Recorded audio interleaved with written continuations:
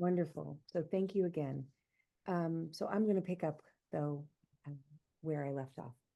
Um, there is an interdisciplinary field that studies existential risk, and riskologists, some of whom might be here tonight, um, would define existential risk as something that literally wipes out our entire species, so that humans become extinct, or they change so dramatically that they're not really Homo sapiens anymore. There are existential risks that we didn't create and we can do little about, like super volcanoes, or maybe a pandemic arising from a new disease with high lethality and no cure, or no preventative, an impact from an asteroid, or contact with hostile extraterrestrial intelligence, something like this. But these are not the things that keep me up at night, because there's nothing to be done. And hopefully the risks, while non-negligible, are low. However, in my mind, the top four existential risks um, are of our own making. And those are the ones that I think we need to give our full attention to. Also, by the way, I'm not so interested here in the academic notion of existential risk, so I'll be a little blurry with the phrase and ask my riskologist friends to forgive me, because while these risks could cause us to become extinct, um, even if they don't, and they're risks that we would assess would only kill the majority of humankind, that's of great concern to me, and I'm sure to you. So these, in my estimation, are first, climate change; second, World War III, especially because of the nuclear capability of 9 or 10 countries right now; AI, um, and bioterrorism, or some kind of pandemic arising from terrorism. And so um, I am only going to, because of the time constraints and my areas of expertise, touch on the first two of these, climate change and on World War III. So that's why I said that this would be difficult to listen to. And I encourage you to take time to breathe and to walk away from this if you need to. Turn off your camera, turn off your sound, and just breathe, because this is not cheery in the first part of this at all. So, what is climate change? I'm asked this a lot, and I'm also asked, well, isn't it natural? What causes it is human activity. So, starting in the industrial age, with the burning of fossil fuels, industrialized farming, and other activities that we took on, we started to emit what are called greenhouse gases, primarily. Well, the worst two would be carbon dioxide and methane. And they're called greenhouse gases because as they go up in the atmosphere, just like if you cover a bowl with saran wrap, all the microwaves go in and everything gets hot in your soup bowl because it doesn't escape, right? Well, in the same way, the sunlight goes through the greenhouse gases, heats up the planet, but it doesn't escape in the same way it would. And the problem with the greenhouse gases is once they're up there, they stay there for a very long time. One estimate that I read is that carbon dioxide stays up there for 1,000 years. And so that would be the problem. While global warming is natural, there have been geological cycles of it. Those were before humans existed. We live within a pretty confined threshold, a temperature threshold of a certain amount of sweat, a certain amount of heat that we can stand. And once we exceed that, we can't live even with technology, because it just exceeds what we can operate at as animals. So while a global warming did occur, um, it was before humans existed. It was created by, you know, probably super volcanoes or an asteroid. But this time around, we're the ones that are creating it. And we can't live under the conditions that the level of carbon dioxide that we're seeing now is likely to create. And that is the problem. So I'm also asked, well, you're speaking about species going extinct. Isn't that also natural? And it is. A certain number of species go extinct. It's called the background extinction rate. But we are right now in what scientists call the sixth mass extinction, in that we are at 1,000 times the uh, normal background extinction rate. So if climate change is real, and it is, and caused by humans, and it is, why don't we just stop all this carbon dioxide production or fluorinated gases or methane production, et cetera? Won't we do that when it gets really bad? Like, surely we'll stop in time, right? And that would be the problem because it is time. And even if we stop now, they're up there, right? So even if we did nothing else and put no more fossil fuels through a burning process to release no more carbon dioxide, it would probably take 100 years to start to see temperatures drop, and that would be the problem. And so I'd like to take a moment to share the fact that this is so bad that there is a significant risk that human civilization will collapse by the end of the century.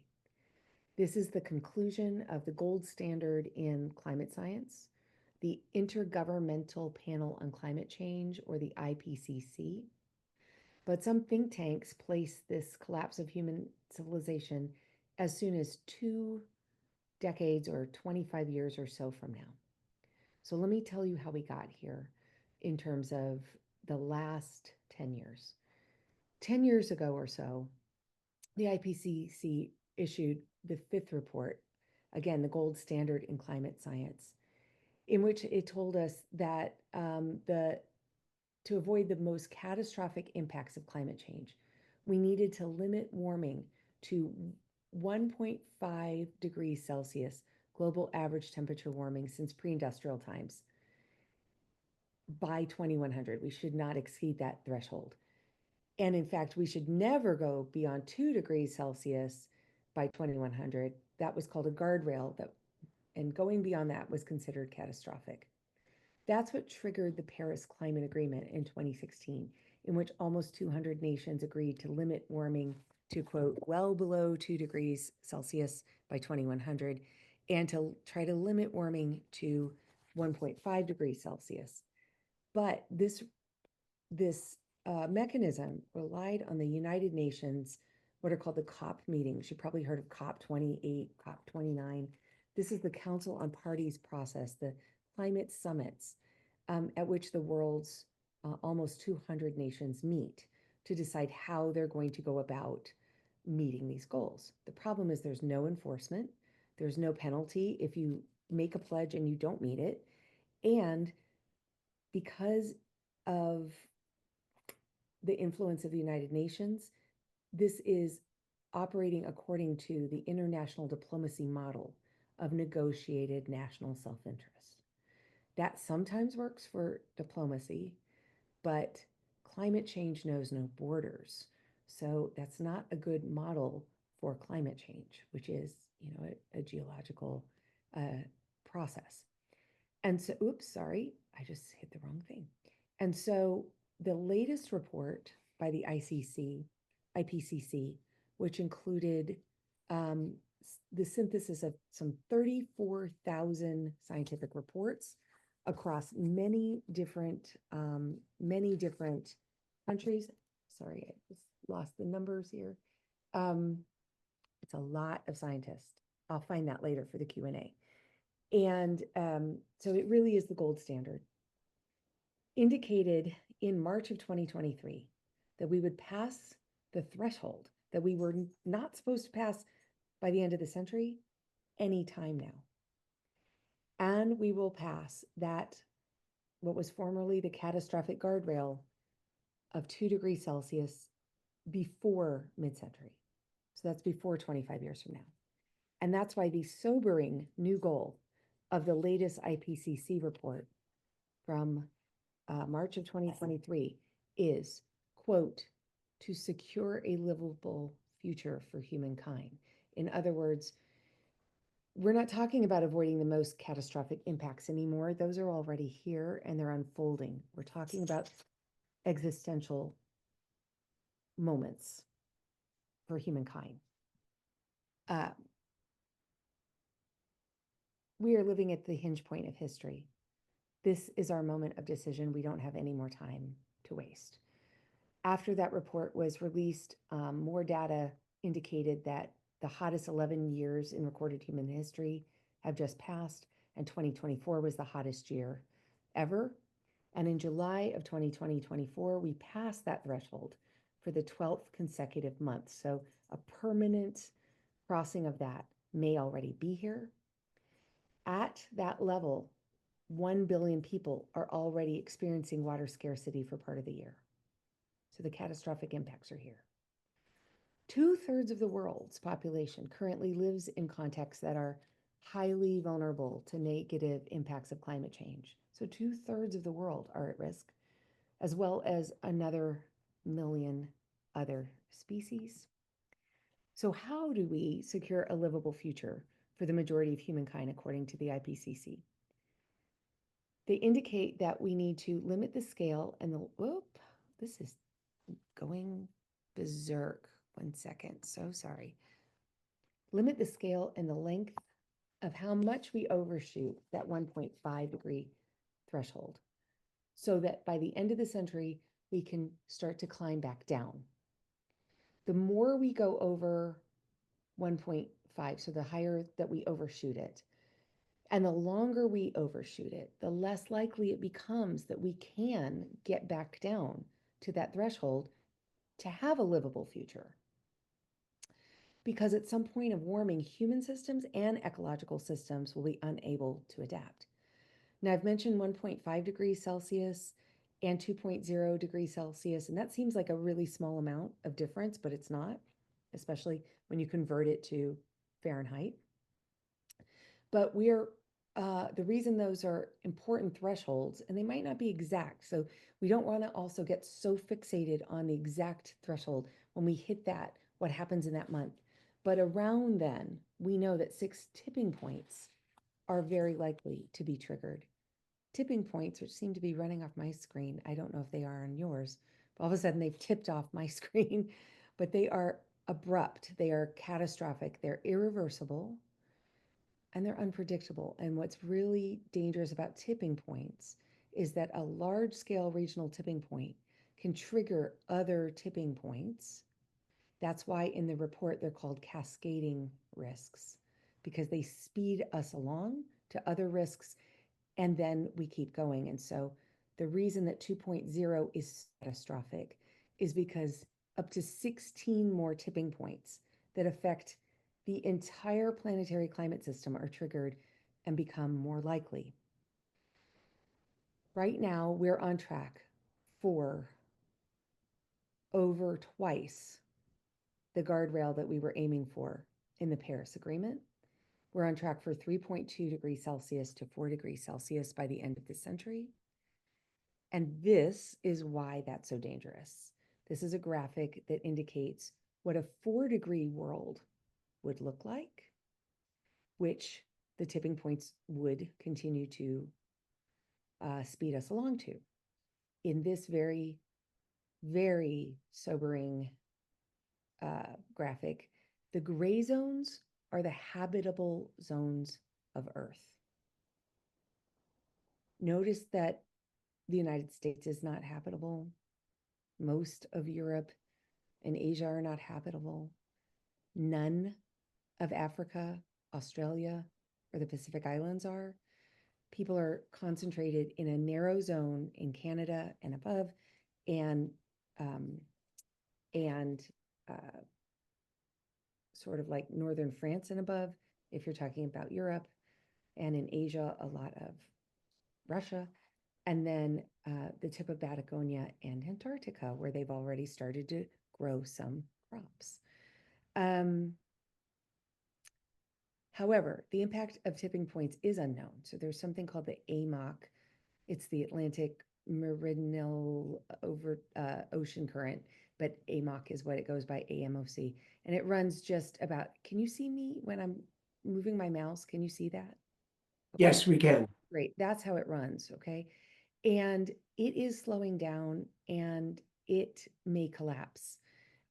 The estimates on this are pretty wildly different, so I won't even give them to you. But, as soon, some people think, as 2030, most place it around 2050. Its collapse is really unpredictable. I've not read a good solid consensus on what's going to happen because we haven't seen this happen on this scale. But it could have a cooling effect, which sounds great, like it's a counteraction to climate change, except that when we're talking about a cooling effect, we're talking about Europe dropping by 30 degrees average temperature, so too much of one. And then we're not sure what that will do to these other tipping points. So it's just very unpredictable.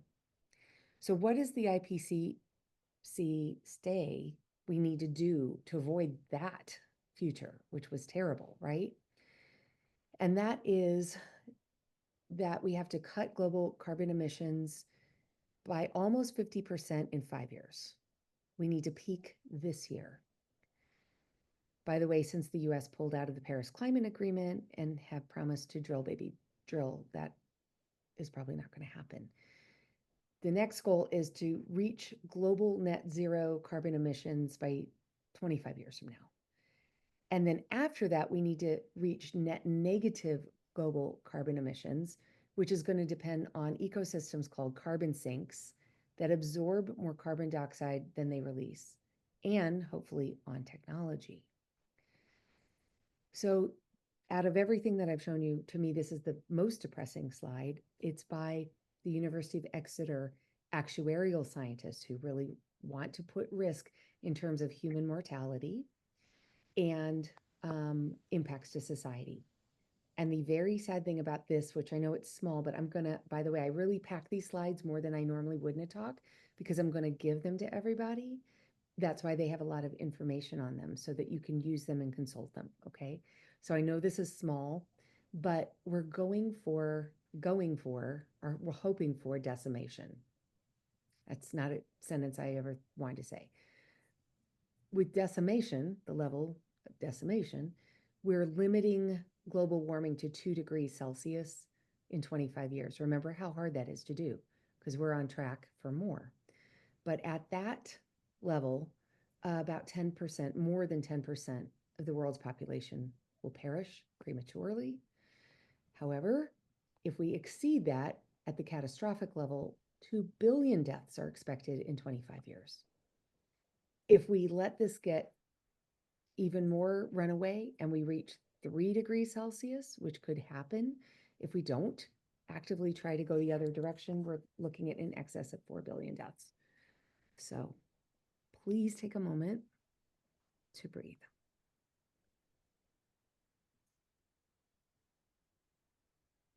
I hope that everybody who is listening is privileged enough to be safe in this moment and that you can take one breath to remind yourself that you're safe right now.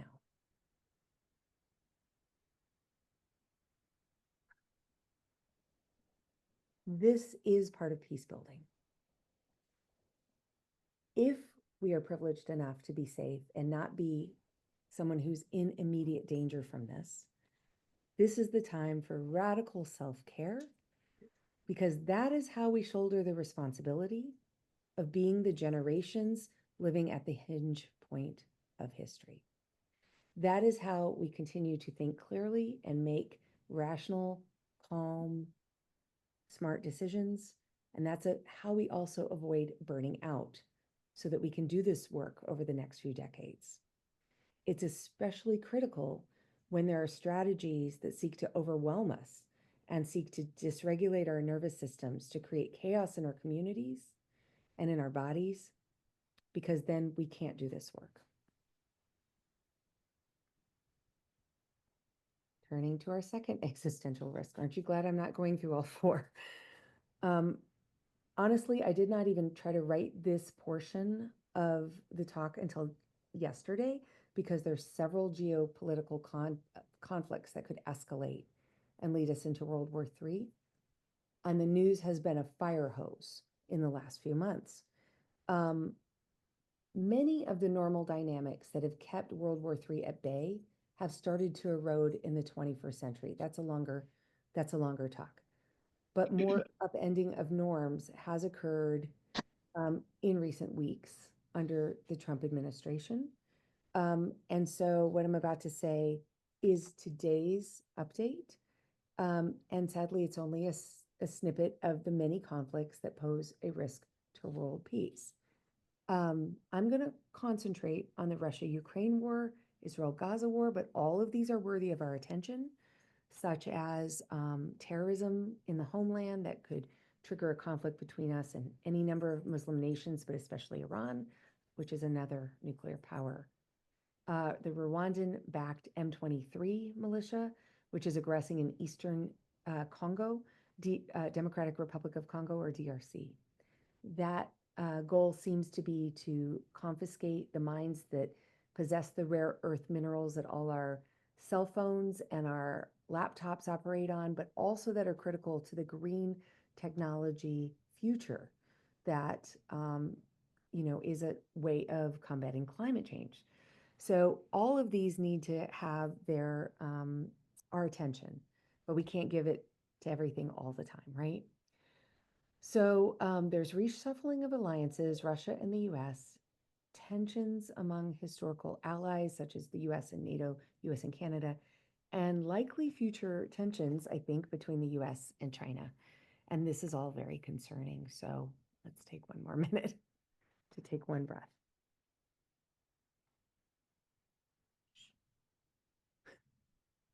And to quiet my dog. Okay. So World War III would be devastating for two reasons, and the reason I place it in the category of existential risk, which not every riskologist would, is that first, we need to be cooperating like never before in human history in order to meet these climate goals, to secure a livable future for humankind. And we won't do that if we're at war. Time is ticking. The window is rapidly shrinking. And so any amount of time that we spend not cooperating is putting us more at risk. Also, the second reason is that the fallout of nuclear war itself, as some recent climate modeling suggests, could pose an existential risk. According to Mark Maslin, professor of earth sciences at University College of London, a global nuclear war between the US and Russia that expanded to include Europe and China. Can you hear my dog crying, or is it just me? If she's distracting everybody else, I want to make sure I take care of it. She doesn't actually need anything but the other dog to get off her bed. So don't be alarmed if you do hear her, but it is kind of distracting. But anyways, it could leave 360 million dead, and 5 billion would starve in 2 years. But it would also cool temperatures dramatically and impact agricultural worldwide.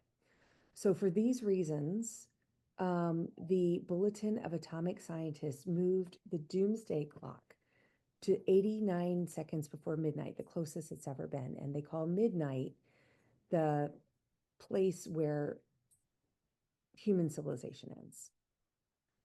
So it based this risk in large part on climate change, but also on the Israel-Gaza war and also on the potential of Russia using nuclear weapons in the Ukraine-Russian war. Now, so strictly speaking, and I'm not trying to put any political spin on this or have any kind of partisanship here, but strictly speaking, from the point of view of whether these things take us closer or farther from World War III, the Trump administration's recent changes of international policy, which have kind of like thrown over a lot of tables and upset the cards, right? Trigger a lot of unpredictability. And in my estimation, there's possibly some good news and possibly some bad news. So I'll outline both for you, but it's a whole lot of unpredictability. The US has apparently, as I'm sure you know, just made a 180-degree turn on US-Russia policy, at the same time stoking conflicts with NATO, especially Canada. And so in February, the US sided with Russia in the UN against the Ukrainian backed resolution demanding that Russia withdraw from Ukrainian territory. And then, of course, just this week, the President Zelensky, the President of Ukraine, visited the White House to make a mineral deal with the US, but it ended in a shouting match. And President Trump demanded that Zelensky make a deal with Russia or lose the support of the US. And he yelled at him that he was, quote, gambling with World War III. That was the chilling line for me. The Ukrainian delegation was thrown out. All US military aid was ended, and intelligence sharing with Ukraine was ended. It remains unclear, and it's still unfolding right now, whether relations between the US and Ukraine will improve and whether we'll get that rare minerals deal. Maybe they're trying for regime change. Trump's reference to World War III was chilling because for the last 3 years, the US has been concerned through intelligence that Russia was searching for a pretext to use a nuclear weapon in Ukraine, such as accusing Ukraine of using a dirty bomb in 2022. So in 2022, US intelligence placed the chances of Russia using a nuke in that war at 50%, which is the highest I've ever heard it. More uncertainty then is thrown into the mix in this very volatile situation by the rise of right-wing extremism, both in the US and in Europe. So, for instance, the French leader, Jordan Bardella, who's the French leader of a far-right national rally party, was supposed to give a speech in the United States, and he actually canceled because Steve Bannon, the former top advisor to Trump, gave what Bardella interpreted as a Nazi salute in the CPAC convention, the Conservative Political Action Conference. So all of this is happening right now. So what is this small bit of good news that I promised you? And I'm not sure about this good news, but it does seem that with this change of strategy, if Russia is a country that we are friendly with or even allied with, that at least reduces the risk of nuclear war between the two nations that have the greatest nuclear arsenals. That's not a small thing. Okay. The bad news is that the Israel-Gaza war seems like it could easily escalate and be a different kind of trigger. So as you probably know, that war has claimed the lives of some 1,700 Israelis and over 46,000 Gazans. And Israel has faced condemnation from many world nations. South Africa has accused it in the International Criminal Justice Court of genocide, and that case is still pending. So this is an incredibly volatile situation in which peace is hanging by a thread. Ceasefire is not secure. And in this situation, the president who likes to create the strategy of shock um, suggested that the US should own Gaza and remove its whole population so that it could be remade into the Riviera of the Middle East. And then he circulated a video, which, if I described it to you, you really would not believe it. But he circulated a video of what that would look like. Although he did say that Gazans who then later could afford to buy property could come back to what the video calls Trump Gaza. This has made what was already a very difficult peace process much more difficult. Okay, so moving on. Understanding systems is, I think, the key to making sense of all of this. When we think about these existential risks, not just as something scary, but we start to understand them as systems, they are dynamic, they have interacting parts that give rise to positive feedbacks or negative feedbacks. In the 1960s, you may have heard of Thomas Kuhn, who wrote Kuhn, who wrote about paradigm shifts in scientific revolutions, right? And they operate something like this. And in fact, this is what happened with climate change. the evidence starts to mount from all kinds of different sources and directions. And an old paradigm that has been very well entrenched starts to not be able to account for the new data. And so the more that this grows, the flaws in the old paradigm become so noticeable that they're not tolerable anymore. And eventually there's a large and sudden shift to a completely new paradigm to explain reality. This not only occurs in scientific revolutions, it can occur in political revolutions. Think about communism coming into China, or the experiment of democracy in the United States. So even giant, entrenched, powerful systems can change rapidly. And systems analyst Danilo Meadows, who's very famous, has argued that one of the most effective leverage points in transforming a system is to find the underlying paradigm, the thoughts, the mindset, the logic out of which the system arises. So if the system is the goals, the structure, the rules, the dynamics, right? It's changing the paradigm that changes a system. So what are the systems creating the two existential risks that we've addressed tonight? Well, despite the science, climate change is being perpetrated, right? It's still going on. We're not responding to the science. The science wasn't enough. Why? Because there are all these systems that are creating an interconnected, larger system. And those are economic systems, political systems, geopolitical, social systems. Now, all of that may be, very intuitive. Obviously, that's what's perpetuating climate change. You may be thinking, oh, lobbying by fossil fuel companies who want to make profits. Yes. Existing energy infrastructures that operate on fossil fuels. Yes, that's hard to change quickly. Also, that the nations that create the most carbon dioxide are the ones with the greatest GDPs and power. And so they play an outsized role in climate negotiations at the COP meetings, but they have the least reason to undertake radical decarbonization, right? Also, socially, resistance by societies who don't want to consume less. I mean, Americans, because we still have more per capita carbon emissions than any other nation, and more historical carbon emissions than any other nation. So all of that probably makes intuitive sense. But what do I mean by religious systems? Well, it may surprise you to know that in the United States, significant climate policies were formed on the basis of the Bible. Or maybe it doesn't. But in 2015, I think what will surprise you is how bad the argument actually is, though. In 2015, Senator Jim Inhofe of Oklahoma swayed a vote on climate change by citing biblical evidence. He said there's archaeological, scientific, and biblical evidence that climate change is a hoax.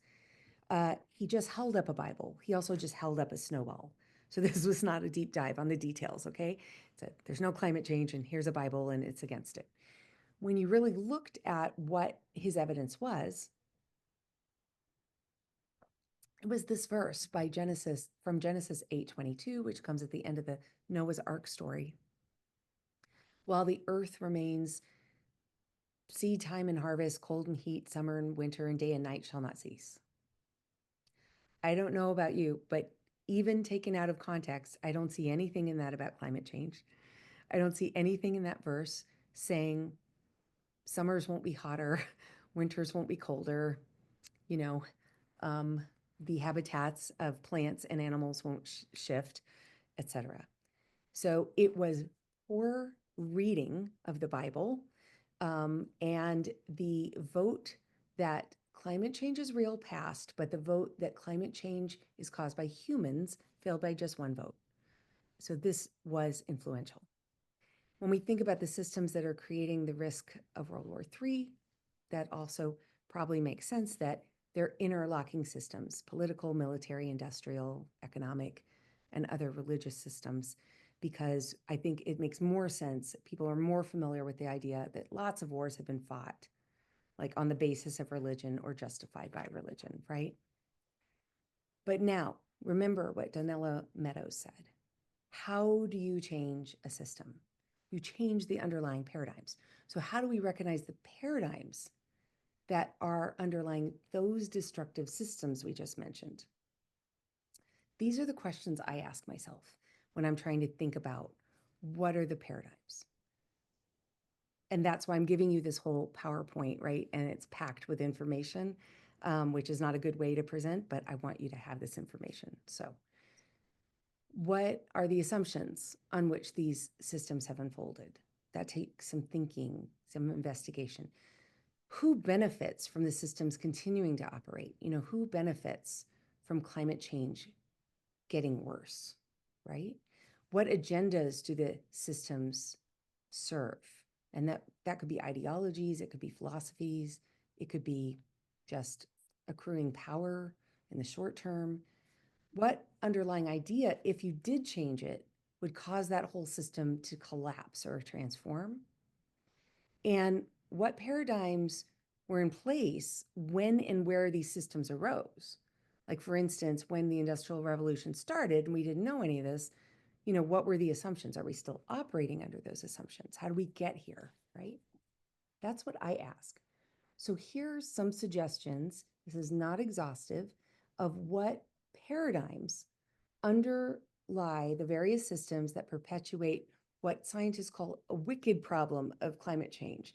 Wicked problem is actually a technical scientific lingo saying it's complex and it's got economic and social and political and it's got all these interlocking systems. That's a wicked problem, okay?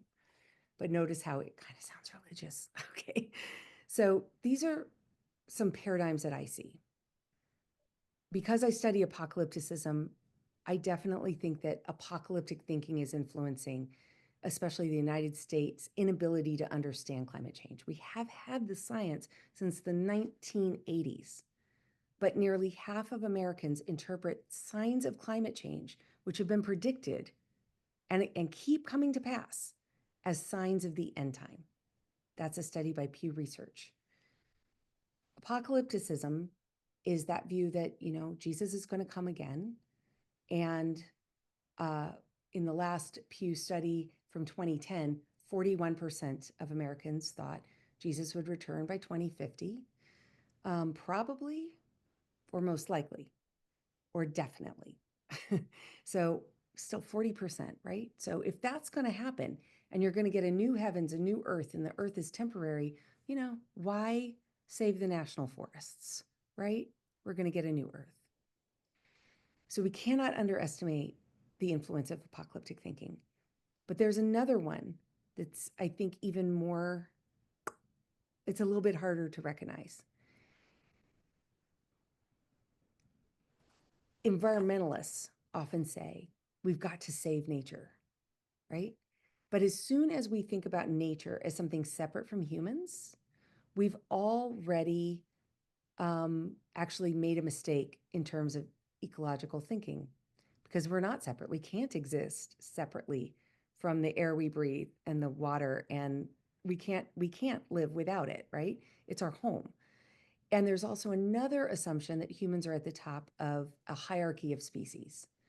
Now, that alone is worthy of a whole talk, so I'm really just giving you a bird's eye view here. But there's a famous article by Lynn White Jr. from 1967 in which he tried to trace the roots of the ecological crisis and landed on Christianity.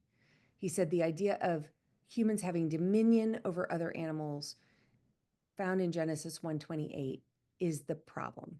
That's what led to all of the ecological crisis. First of all, that's painting with a very broad brush. There are lots of kinds of Christianity, right? And in fact, at the end of his article, he comes back to saying we really should be thinking like Saint Francis. That's Christianity. Okay. But I just want to note that that translation of dominion comes from a colonial era of Western European Christianity, in which English translations were upholding a certain set of assumptions, a paradigm, right? And that is not in the original Hebrew, which is something more like ruling in a creative caretaker capacity. And there is no word for nature in the Hebrew Bible, by the way. So I just want you to consider, and this is just a tidbit of biblical studies for you, which seeks to understand the original historical meaning of the original languages, which is that Adam or Adam is made from the ground, the Adamah. So it's a word meaning something like a dirtling made from the dirt, right?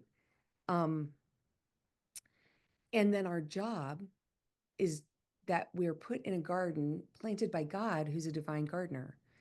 And we're supposed to, well, most English translations say till it, right?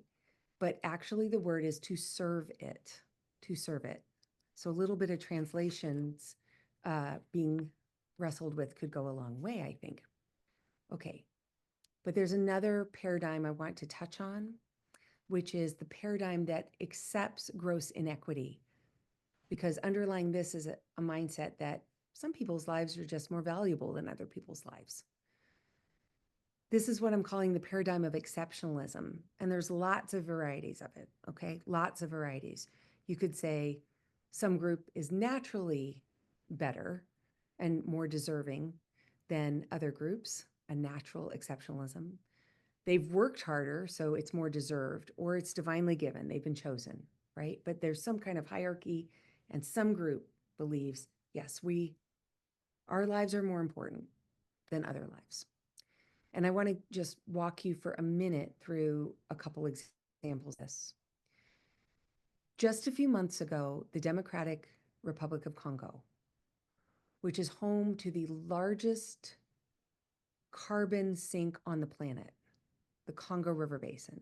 Remember, a carbon sink is essential to meeting the climate goals that secure a livable future for all of humankind.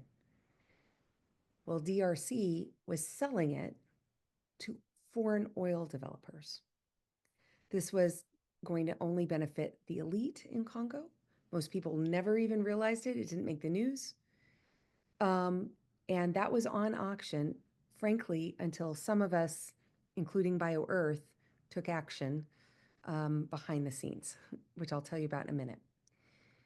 But the paradigm underlying that has been called various things by certain scholars, but two that I want to bring to mind are the concept of necropolitics, literally death politics, and necroeconomics, death economics. Underlying the idea that you could just take the Congo River Basin, endanger the water supply of about 180 million people, um, and just, which would also, by the way, have changed rainfall patterns in about a third of Africa. And you could just do that resource extraction and you would get rich, and then also some foreigners would get rich, and that was okay, was based upon hundreds of years of death economics and death politics, a paradigm that said it's okay for a large portion of people to die to benefit others.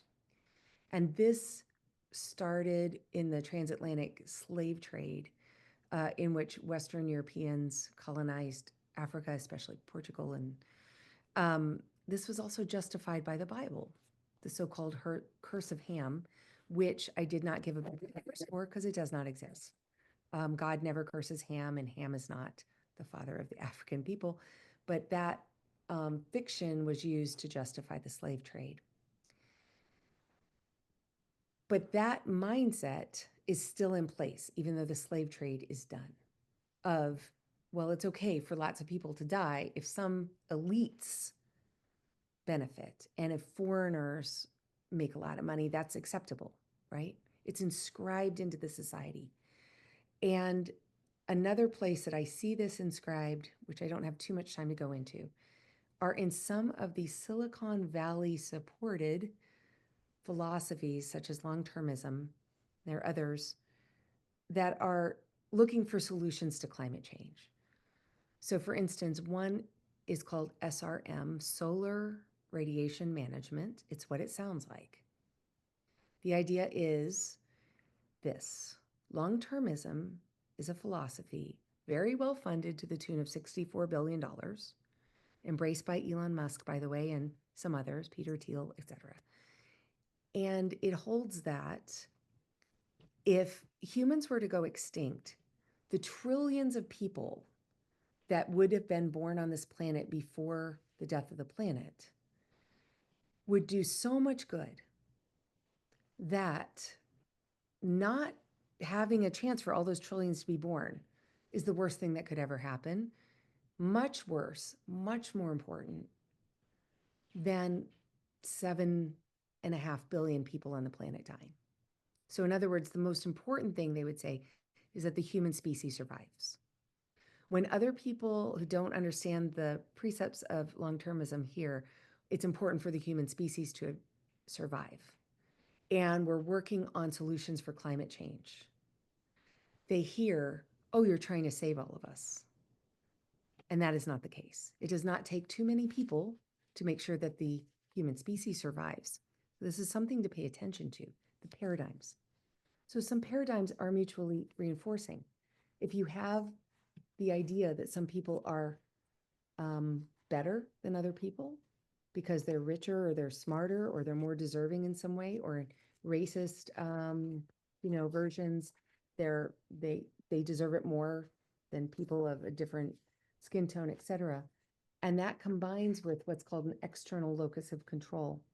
This becomes sort of self-regulating in a loop because an external locus of control, unlike an internal locus of control that says internally, oh, things are challenging, but I've got skills, I've got a community, I'm going to think through this, I can calm myself down, I can do, some digging in some research and make good decisions.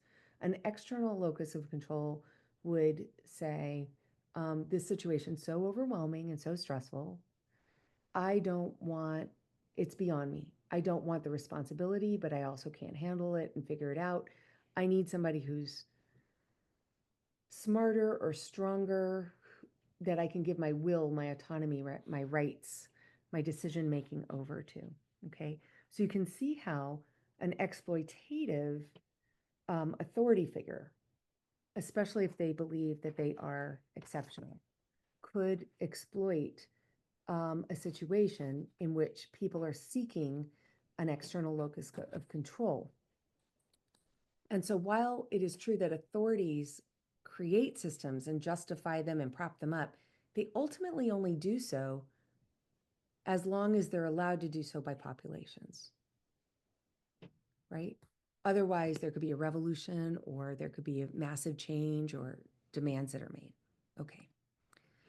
So how would a destructive authority exercise popular, how would it become popular and still control a population if it was still destructive? I just want to outline quickly some of the ways that it just makes sense that any destructive authority, especially if it believed in its own exceptionalism, would do this. It would somehow simplify the complexity of the world, everything that's happening. So, for instance, you might say it's us versus them, or there's good versus evil, right? It would explain suffering as being in service to some greater cause, right? Or say, hang in there because a great reward is coming. But you'd also keep the population overwhelmed and incapable of accessing their internal locus of control. So the more that you could keep them sick, uneducated, poor, hungry, or ignorant, like keeping them from accessing reliable information, or make them fearful of real or imagined enemies, or dysregulate people's nervous systems, or distract them, the more power you can keep. And if you make followers feel empowered and special because there's a secret they know nobody else does, that's another way to do this, like conspiracy theories or apocalyptic religion. It's a revelation. But also, if you make your followers feel valued and cared for and even loved, that's another way, right? Because people want to give that over and just have somebody whom they can trust to think for them and make the decisions for them. So now finally, the last part of this. It's the shortest, but it's the most important. Paradigm change can happen in the blink of an eye. And paradigm shift under certain conditions. I see this all the time when I'm teaching. You have to first internalize a willingness to question your existing assumptions. And guess what? You can't do that unless you feel safe. So there has to be some trust that's built up. I'm just saying that if you want anybody to shift their paradigms, they need to trust you. They need to feel safe. You need to have evidence to analyze, but that evidence has to also be from a trusted authority. And right now we're going through an epistemological or crisis of information. What can you trust, right? People don't know what to trust. Donella Meadows says you must lay bare the old paradigm and its logic and the flaws over and over and over and over until it's so clear. And you must also then speak and reinforce the new paradigm as being a better paradigm, a preferable one. But you then also have to accept responsibility and act with integrity to adopt the new paradigm. But this is how systems change. So let's think back to climate change. There are many ways I'm sure you can come up with. This is not exhaustive at all, but I need everybody else to think about how do you then counter a paradigm that's accepting of gross inequity, that says almost everybody who is going to suffer first from climate change are in the 100 poorest nations who altogether create 3% of carbon dioxide, whereas the richest nations create the vast majority of carbon dioxide and will probably do better at first. Eventually it'll affect all of us. But how do you combat that? How do you combat and change and transform a paradigm that accepts exceptionalism? And how do you change a paradigm that accepts that understands nature is separate? How do you show people that nature is our home and we're part of nature, right? And how do you combat the paradigm of apocalyptic thinking? So there's probably a lot of ideas that'll generate, and I don't want to give you an exhaustive list of that. I think there's a lot of things that you can do, but I'm going to suggest that relationships are much better at teaching these things than just facts, right? We have, just as mammals, a real keen sense of inequity. I could tell you studies about that, but we understand inequity. My two dogs over here fighting over the one dog bed, they understood inequity. They were suffering because of it, right? And so if you don't know the people that are being impacted the most, or you don't even know that they're being impacted the most, it becomes easier just to accept that. But the more that you establish relationships, the more compelling that becomes, and that paradigm of inequity seems untenable. Also, if you lay bare that some few people are really benefiting from perpetuating climate change, and the vast majority of people on the planet will suffer, if not die, then it also becomes very difficult, right, to accept that old paradigm. When it comes to something like apocalyptic thinking, it's important for lots of faith communities to be involved in wrestling their own scriptures back. So I, as a biblical scholar, think that there's never been a more important time for the Society of Biblical Literature and for biblical studies to start to challenge some of the traditions. When a Bible's just held up in the Senate and somebody's telling you what it says, we need to have some discussions that are informed about what the original meaning meant. And so literally just thinking about all of those ways that a destructive authority would keep its power, you can think about how you reverse those things, right? If you expose the flaws of the old paradigm, if you help the population access their internal locus of control because they're healthy and they're educated, etc. If you teach ways to calm your nervous system, you teach trauma awareness and resiliency, right? If we have more calm in the way that we share information, right? If you're empowering individuals and helping them to feel valued and cared for and even loved, they're more likely to be willing to change their paradigm. If you attack them, No, they're not. They don't feel safe. And you have to speak and reinforce clearly what the new paradigms are, which I think are mainly about relationships and interrelationship. I've already said this, so I'm going to go past this, but there's never been a more important time to actually dig into biblical literacy. But it's not just that anybody who interprets it can say anything that they want and cherry pick verses. Having biblical studies, spread biblical literacy is very important right now. And now finally I come to the final cherry on top of this, which is coalitions of peace in civil society. There have been great peacemakers, and you just hosted Let Rock, who've argued that a global coalition of diverse individuals and organizations, all united around shared vision, whatever it may be, but in terms of peace in conflict-affected zones, can be an effective change agent. They can have a middle out influence, bridging the least powerful with the decision makers. They can form a network for education. If they're including religious organizations, that can be a source of trusted information. I'm thinking about climate change. Religious organizations have pre-existing networks, but we need to start having not just the inclusion of religious organizations, but across sectors, right? Across disciplines. And that's why I want to present the final idea, which is the 1 billion for Peace Pledge. The pledge is very simple, but comes out of everything that I just was speaking about.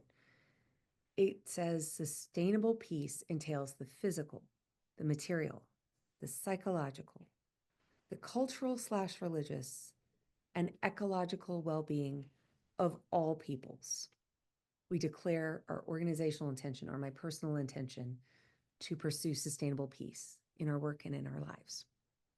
It's so simple, you can learn it on one hand, and we teach little kids this, but it's also really evidence-based and accomplishes a lot.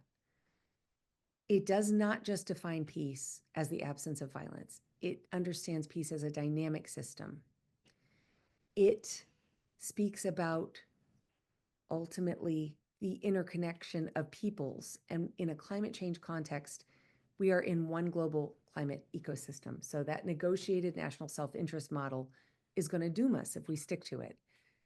We need to understand that your interests affect mine, your needs affect mine, and vice versa. We need to understand and connect war to preventing us from this shared goal of reaching effective climate change that's equitable. It shouldn't be partisan or restricted to one religion or nation. And so the pledge invites people into a movement that now has 1.2 million signatories. Pastor Jim Miller is here, and he was instrumental in facilitating the Presbyterian Church of the United States in adopting this last summer. And so that was a big boost. So now we have 1.2 million signatories or so on 6 continents. But it is a personal setting, a personal intention setting tool as well.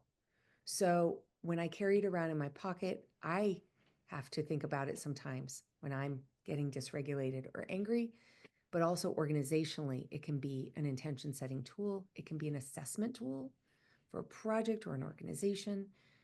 And the movement as a whole becomes that network that Let Rock and Dongjin Kim were speaking of, a network for education, for amplifying key messages.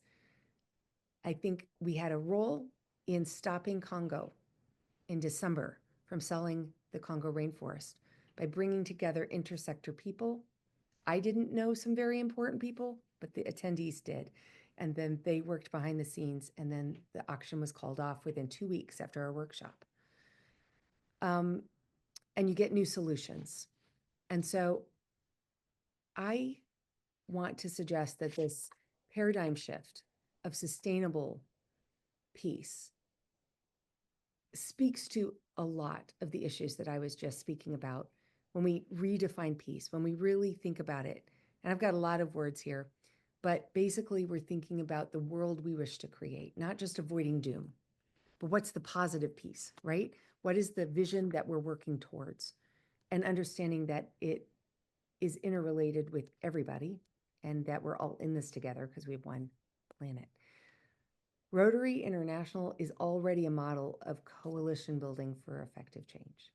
And so I invite you as individuals and hopefully as an organization to consider becoming a signatory, because the idea is that by connecting each of these organizations, we eventually get to 1 billion people. And that's enough people when we get there, or even when we get to like 100 million, to really make decision makers stand up and notice if we're demanding a paradigm shift and system change.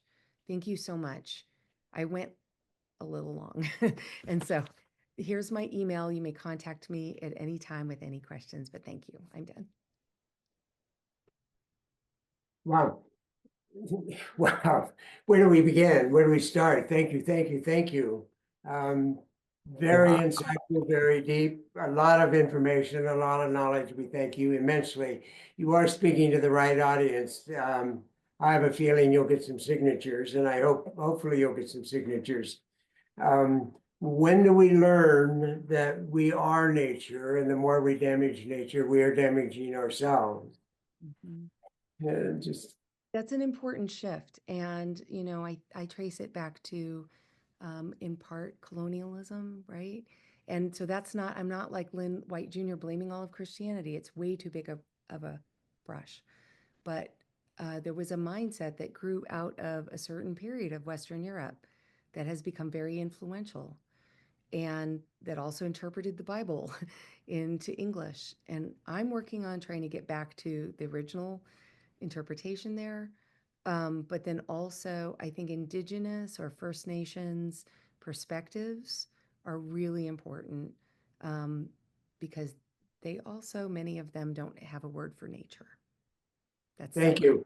We are over time, so in respect for other people's times, Quanta, please, just a question. Yes.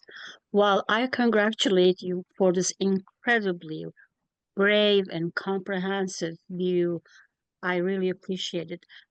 But what I was wondering is, while it is very descriptive of the problems, there is no prescription in all these efforts. So how can we tell the people to change the way they live, especially in the Western world? Women not to buy frozen food, etc., etc. So that's something that is missing in all these efforts and all this knowledge sharing. So how can we change that? I'm so glad you asked that. I think that based upon what I think has gone wrong, that our effort would go very wrong if it had a few people or one person at the top that was saying, here's what you need to do. One of our mottos for the 1 billion for peace movement is local plus local plus local equals global.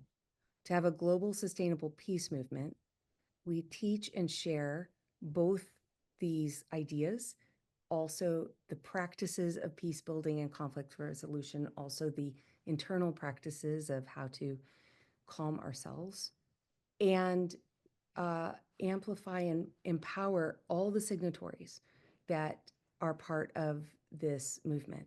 And so it's for different groups in their own locations to come up with solutions that work for them, because not every solution is going to work in every place, right? And so it's specific to communities. But together we can share resources and ideas and amplify messages. And when there is a critical threat to all of humankind, to get that word out and then support each other in a network, as all of us together recognize we're already part of a global peace movement. If we just recognize we're working on it already and we come together to say we're doing this, then the transformation's already happening, right? And so there are many answers to what you just said, but I better cut it short. I also want to say that because I went long, even though I timed it, it happens to me every time, that if anybody wants to stay behind or email me questions, I'm very happy to take those. But I Great. respect people's time, that people have to go. And you said that you would share the PowerPoint. And so if you would send the PowerPoint to me, I will send it to anyone who asks and perhaps to all. One more question. Passion again. I know you like to pontificate, please, question only in respect for everyone's time. I appreciate what you said about Indigenous culture, and I tend to study Indigenous cultures, including of the white. And so there are some Indigenous white people, and there's different types of languages, but I study English as English specifically because of what you're saying, and I hope that you read some of my work because I think it falls in line with what you're doing, and I hope that we can connect in the future, and I will send you an email and ask for your PowerPoint in hopes that we can collaborate. I would love that. Thank you Great, so much. great. Wow, what an evening. This is fantastic. So much to think about. This is going to take a while, and I need at least one glass of wine to focus on this a little bit better here. Francis, we are indeed grateful for all you bring to us and the information you bring. We thank you for taking the time to share your knowledge and experience with us. Just a quick brief. Next month, we're excited to bring Rudy Westervelt to the forum for discussion. A motivational speaker, but he is so much more. He is the convener of the Rotary World Peace Conference in 2016, named as the Presidential Peace Conference. He had so much fun with that one that he did it again, creating the Rotary World Peace Conference in 2020. So more information will be coming soon. Again, Francis, we are so grateful and so thankful that you have somebody like you sharing this knowledge and sharing this information. And hopefully we'll wake up in time.